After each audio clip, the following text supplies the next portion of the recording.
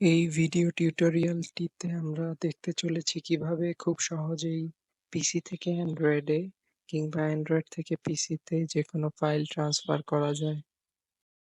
তো এর জন্য প্রথমে আমাদের যে কাজটি করতে হবে সেটি হচ্ছে আমাদের পিসি এবং আমাদের অ্যান্ড্রয়েড ডিভাইসটিকে সেম নেটওয়ার্কে কানেক্ট করতে হবে।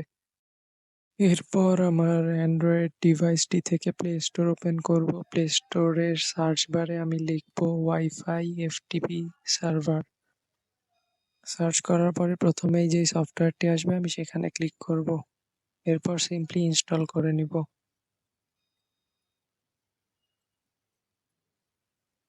ইনস্টল হয়ে যাওয়ার পরে সফটওয়্যারটি ওপেন করব।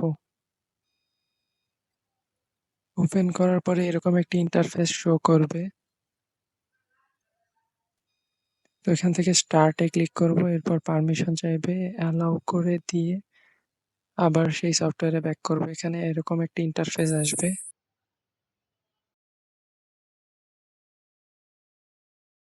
ওকে, এখন জাস্ট কম্পিউটারের স্ক্রিন থেকে দিস পিসিতে ক্লিক করব। এখন মাউসের পয়েন্টারের রাইট ক্লিক করব।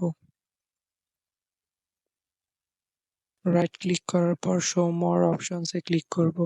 এখান থেকে অ্যাড নেটওয়ার্ক অ্যাড্রেসে ক্লিক করব। এখন এরকম একটা ইন্টারফেস আসবে, সিম্পলি নেক্সটে ক্লিক করব। নেক্সটে ক্লিক করার পরে choose custom network location select করে নেক্সটে ক্লিক করব, আবার নেক্সট করব। দেন এরকম ইন্টারফেস আসবে। এখানে এই বক্সে যেই ফোনের স্ক্রিনে যে সার্ভার ইউআরএলটি আছে সেই ইউআরএলটি বসিয়ে দেব। আচ্ছা, ইউআরএলটি দেওয়া হয়ে গেলে আমি সিম্পলি নেক্সটে ক্লিক করব। এখান থেকে চেক মার্কটি উঠিয়ে দিয়ে ফোনের স্ক্রিনে দেওয়া যে ইউজার নেমটি আছে সেই ইউজার নেমটি এখানে বসিয়ে দিচ্ছি। ইউজার নেমটি দেওয়া হয়ে গেলে সিম্পলি নেক্সটে ক্লিক করব। এখান থেকে যেমন আসে তেমনই রেখে দিচ্ছি, আপনারা চাইলে নাম চেঞ্জও করতে পারেন। এরপর জাস্ট নেক্সটে ক্লিক করছি। এখন সিম্পলি ফিনিশে ক্লিক করব।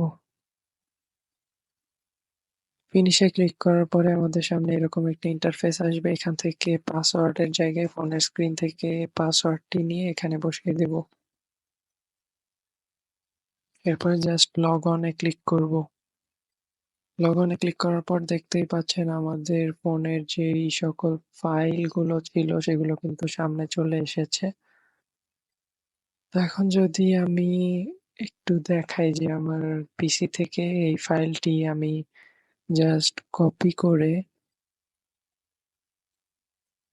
আমার ফোনের যে ফোল্ডার গুলো রয়েছে সেখানে যেয়ে পেস্ট করে দিব। ফাইলটি ট্রান্সফার হচ্ছে।